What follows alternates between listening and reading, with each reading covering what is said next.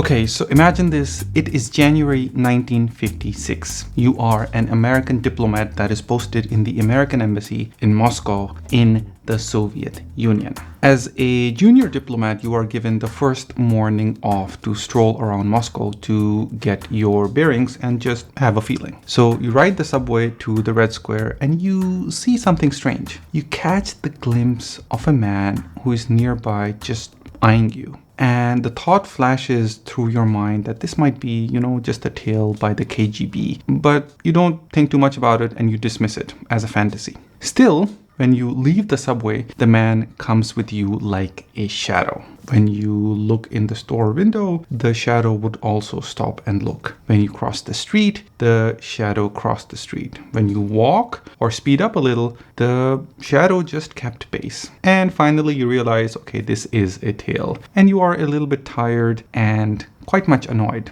So finally, even though it was a cold day, you go up to one of those ice cream shops that operate on the Red Square. You buy 2 Eskimo sticks, and without even turning around, you extend an arm backward, offering this ice cream. And a very much shocking surprise, the shadow takes it without a word. And this happens throughout all day. The shadow never leaves you. He's just tailing you all the time. So this might sound like a joke, but it is an actual real incident narrated in the book The Russians by Hedrick Smith. It happened to Marvin Kulp from the CBS, who was posted in the USSR at that time. So it has been a few serious videos the past couple of weeks, and I thought, why not lighten the mood a little bit and let's do some Soviet jokes across the board, the best collected by me. Okay, so number 1, and we go to our favorite comrade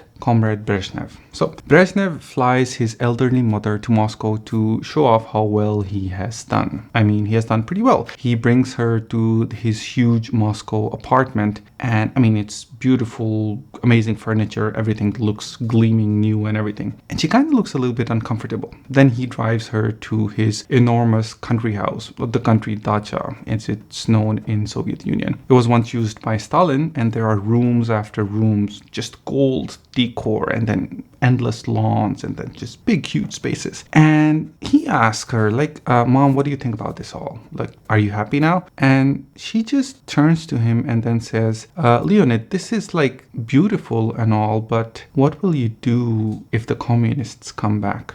Okay, moving on. So British sociologists are conducting an experiment. So they're thinking, like, what will it take to make an American, a Frenchman, and a Russian jump off the bridge into the Thames River? And they tell the American, as an experiment, that the company he owns has gone bankrupt. This is the most devastating news for the American, and he just jumps. Splash. They tell the Frenchman that his lover was killed in an automobile accident, and he just can't take this news, and he just jumps off. Splash. When they come to the Russian, he does not have a business, he does not have a lover, poor guy, and they tell him, comrade, it's illegal to jump off bridges in our country, in England. Well, oh yeah? He says, here is what I think about your freaking laws. And then he jumps. Splash. Okay.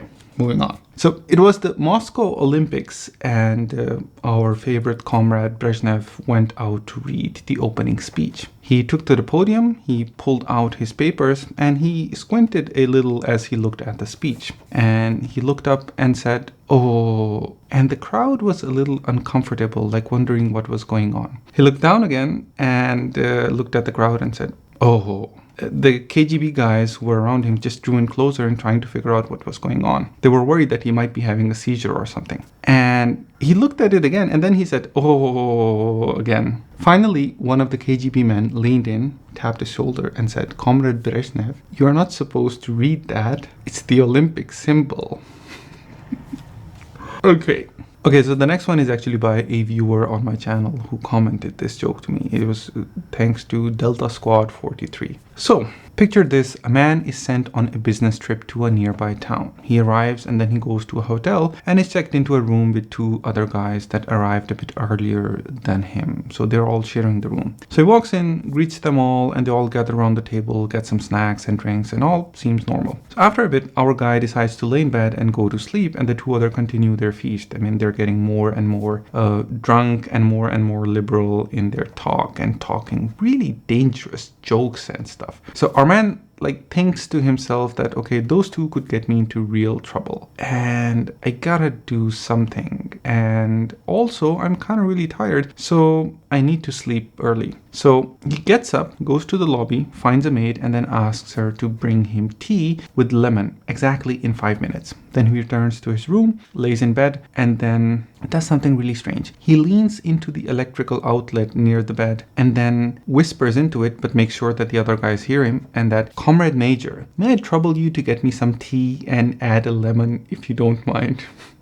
The other guys look at him in complete shock. It's like they're frozen and they get really quiet. And after a bit, of course, the maid comes and then brings him the tea and he drinks it. And the other 2 are just pale as a sheet of paper. He finishes his tea and goes to sleep. And next morning, he wakes up alone, but the other guys are not there anymore. He gathers his stuff and he just goes down to the lobby where he asks the maid, so what about these 2 guys who were already here? Where did they go? And the maid says that, oh no, the KGB got them at night. And he was like, why didn't KGB take me? And then she says, okay, because the major liked your joke very much.